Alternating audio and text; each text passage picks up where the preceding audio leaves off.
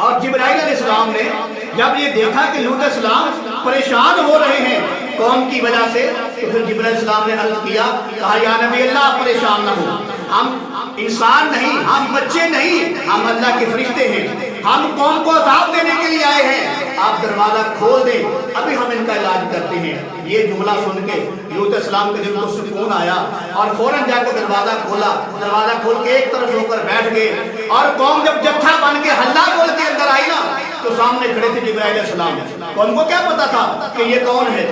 تو جبرائیل علیہ السلام نے ایک پر کھولا،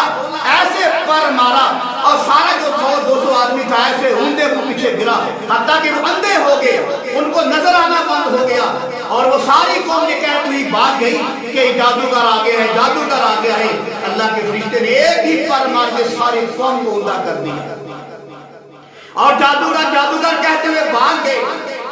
پھر اللہ کے فرشتے جبرائیل علیہ السلام نے عرض کیا، اے لوط علیہ السلام آپ پریشان نہ ہو، ہم اللہ کی طرف سے عذاب لے کے آئے ہیں، ان پر پتھروں کی بارش کی جائے گی، ان کی بستی کو اڑ دیا جائے گا۔ پھر اللہ کے پیغمبر نے کہا، لوط علیہ السلام نے کہا ابھی ان کو تباہ کر دیا جائے گا۔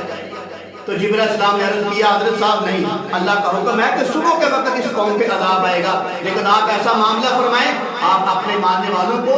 ایمان والوں کو، اپنے گھر والوں کو لے کر ساتھ ایک بستی ہے صبر، وہاں پہنچ جائیں تو ہم اس قوم کو تباہ و برباد کرنے والے ہیں۔ تورات کے اندر آتا ہے کہ لوط علیہ السلام کے ساتھ ان کی بیوی بھی جا رہی تھی بستی سے باہر، جو صغر قوم کی طرف جا رہے تھے وہاں ان کی بیوی بھی ساتھ جا رہی تھی، لیکن رستے میں جاتے جاتے وہ واپس پلٹ کے آ گئے۔ ایک روایت، دوسری روایت کے اندر آتا ہے کہ اللہ کا حکم تھا کہ میرے پیغمبر آپ یہاں ایسے نکلو کہ پیچھے مڑ کے دیکھنا بھی نہیں۔ جب لوط علیہ السلام اپنے اہل و عیال کو، ایمان والوں کو اور اپنی بیوی کو ساتھ لے کر جا رہے تھے تو ان کی بیوی نے پیچھے مڑ کے دیکھا، جب پیچھے مڑ کے دیکھا تو اللہ تعالیٰ نے ان کو نمک کا ستون بنا دیا، وہاں جم گئی۔ اور اب بھی جو لوگ وہاں جاتے ہیں وہ لوگ دیکھتے ہیں اپنی آنکھوں سے کہ پہاڑ کے اوپر ایک جو ہے بت بنا ہوا ہے پتھر کا،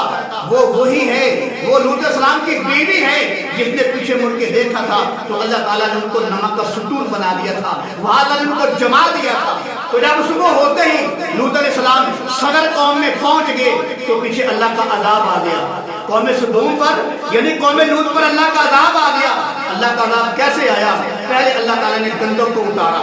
آپ جانتے ہیں کہ گندم کو کتنی جلدی آگ لگتی ہے، جب گندم اتری تو فرشتے نے گندم کو آگ لگا لی، پوری بستی میں آگ لگا دی گئی۔ پھر ایک فرشتہ اٹھا،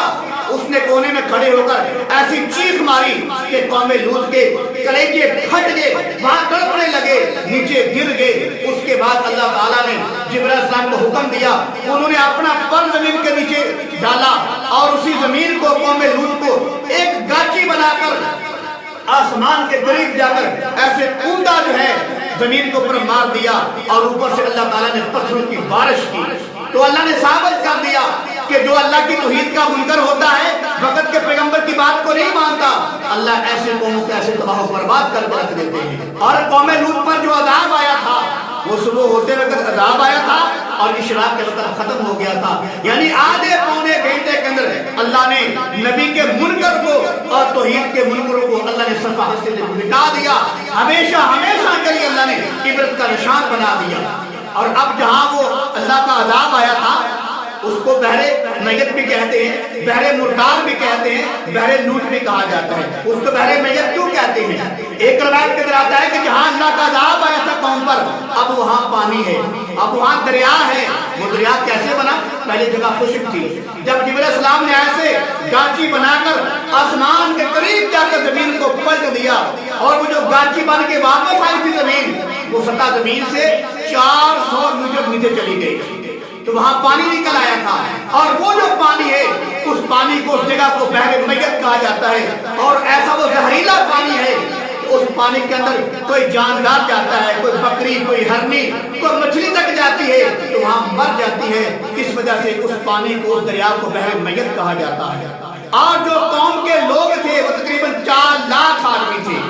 4 لاکھ آدمی تھے قوم لوط کے، اللہ تعالیٰ نے سب کو تباہ و برباد کر دیا، ان کے نام و نشان صفحہ ہستی سے مٹا دیا، اور اللہ تعالیٰ نے ایمان والوں کو بچا لیا۔ اللہ نے ایمان والوں کو بچا کر یہ ثابت کر دیا کہ جو اللہ کا منکر ہوتا ہے، جو اللہ کے حکموں کو نہیں مانتا، वक़्त के पैगंबर की बात को नहीं मानता, फरमाया उसको हम सफा हस्ती से मिटा देते हैं। और जो मेरा हो जाता है, जो अल्लाह से ताल्लुक जोड़ लेता है, जो अल्लाह से लो लगा लेता है, वक़्त के नबी की बात पे इत्तिबा कर लेता है, अल्लाह उसके माल की भी हिफाजत करते हैं, उसकी जान की भी हिफाजत करते हैं। और लूत अलैहिस्सलाम की कौम ने कहा था इतना भी अज़ाब बिल्ला, अज़ाब ले आओ, तो अल्लाह ने अज़ाब भेज दिया। मैं कुर्बान जो कमली वाले की सीरत पर, मैं कुर्बान जो गुंबद खिज़रा के वाली पर, मैं कुर्बान जो रहमत कायनात पर। मुशरिकीन मक्का ने भी मेरे कमली वाले को कहा था कि इतना भी अज़ाब बिल्ला, ले आओ अल्लाह का अज़ाब अगर तुम सच्चे हो। अबू जहल ने कहा था,